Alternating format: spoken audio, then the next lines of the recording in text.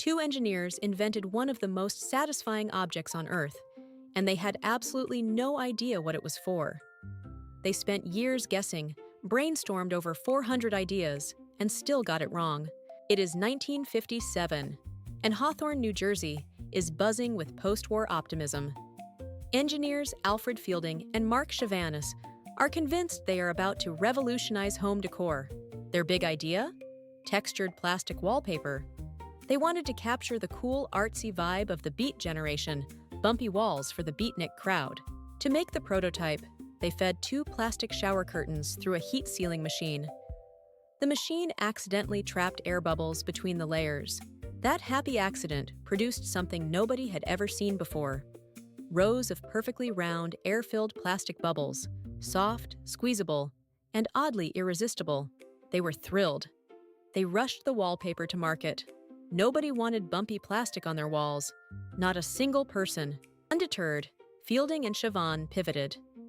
Greenhouses, they decided.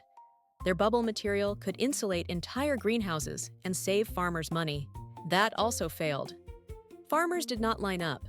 The product sat in a warehouse doing absolutely nothing useful. So they sat down and brainstormed. Then brainstormed some more. By the time they were done, they had written down over 400 possible uses for their invention. 400 ideas. And of all of them, only greenhouse insulation ever made it off the drawing board. That one also failed, as we just established. A perfect record of 0. Despite all this, Fielding and Chavannes believed in their material. In 1960, they filed 6 patents for the manufacturing process and founded Sealed Air Corporation. They raised $85,000 in an IPO and gave their product a proper name, AirCap. The bubble wrap trademark was born at the same time, tied to the new company. Still, nobody was buying it. Before bubble wrap existed, companies packed fragile items in balled-up newspaper. It left ink smudges on products and cushioned almost nothing. The packaging world was ready for something better. It just had not met bubble wrap yet. That introduction was about to happen in the most unlikely way. Sealed Air had a salesman named Frederick W. Bowers. One day, Bowers learned that IBM was preparing to ship its brand new 1401 computer across the entire country. The IBM 1401 was called the Model T of the computer industry. It was delicate, it was expensive, and it was being loaded onto trucks and planes headed everywhere. Bowers had a thought on a bumpy plane ride. What if AirCap could wrap around those computers and protect them in transit? He landed and immediately called IBM. IBM said yes. Enthusiastically.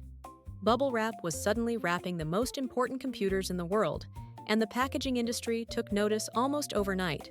Fielding and Chavannes had spent years asking what their invention was for. A salesman figured it out on a single turbulent flight. That is genuinely how it happened. There was one more problem. The early bubbles deflated quickly and did not pop with any real satisfaction. That iconic pop we all love did not exist yet. In 1965, Fielding's team added an air-sealing coating to the bubbles. Suddenly, they held air properly. Suddenly, they popped. And the world was never the same.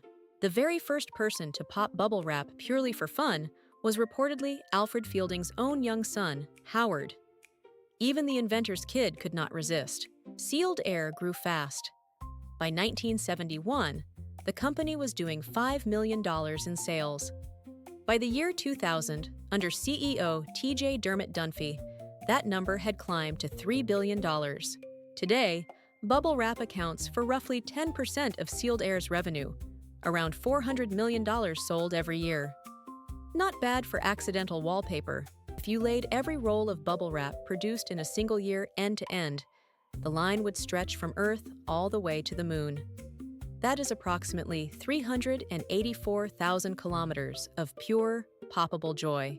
And yes, bubble wrap has its own holiday.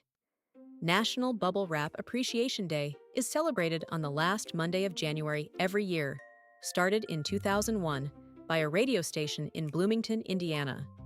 A radio station understood the assignment. 2 engineers tried to make wallpaper. They failed. They tried insulation. They failed again. A salesman saved them on a bumpy flight, and a little boy discovered the real point of the whole thing. Follow the Backstory Show for more surprising origins of the stuff you use every day.